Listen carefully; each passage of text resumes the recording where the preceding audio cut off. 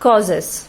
Although the American struggle for freedom was primarily a conflict of economic interests between Britain and her colonies, there were many other reasons which led to the American Revolution. So, initially, the main reason for the freedom struggle of Americans was the economic interest, that is both Britain and the colonies, the American colonies, they wanted to gain, they wanted to benefit economically. So this was the main reason for the struggle, but there were many other reasons as well.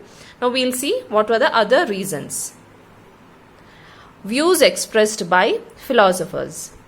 A number of philosophers advocated political independence and justified resistance to the mother country by the colonies. Now we had learnt in the last class there were some prominent philosophers like Montesquieu, John Locke, Rousseau, etc.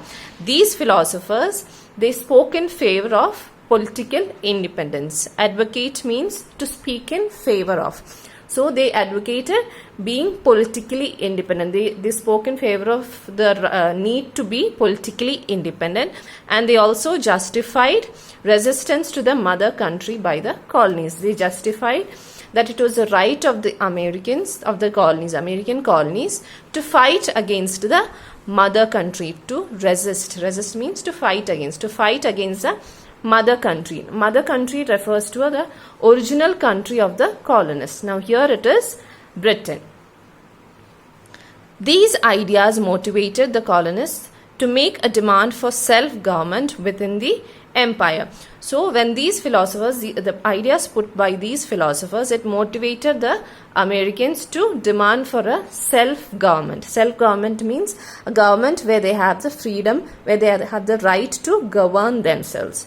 So they started to demand for a self-government.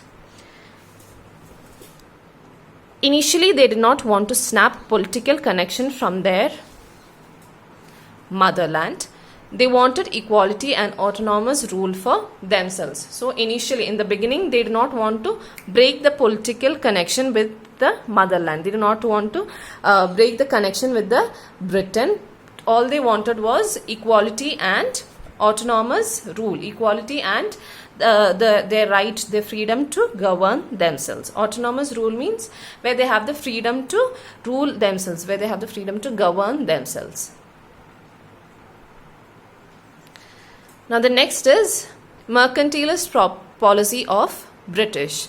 Now mercantilism, it is a system, it is a trade system where a country makes huge profits through trading. That is, the country, it increases its exporting and it minimizes the importing so that it can make huge profits. So the British, they followed this mercantilist policy, and this was another reason for the American Revolution.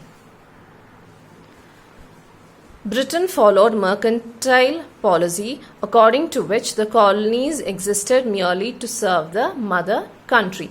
So the American colonies, they did not have any personal benefits from these trading. They only existed to serve the mother country, to serve Britain.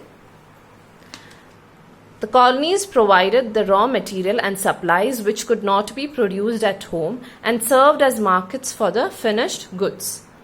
So Britain, it got all the raw materials and supplies from these colonies, and they could sell the finished products in these markets. Mercantilism was also against the establishment of self-government for colonies. The colonists resisted this mercantilist policy of colonial exploitation.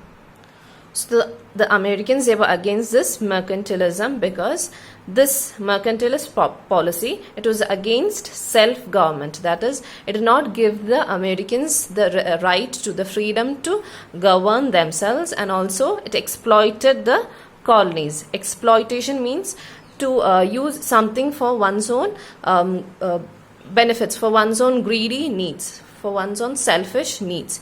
So the mercantilism, it was against self-government, and it also exploited the colonies. This led to the Americans revolting, to the Americans struggle for freedom.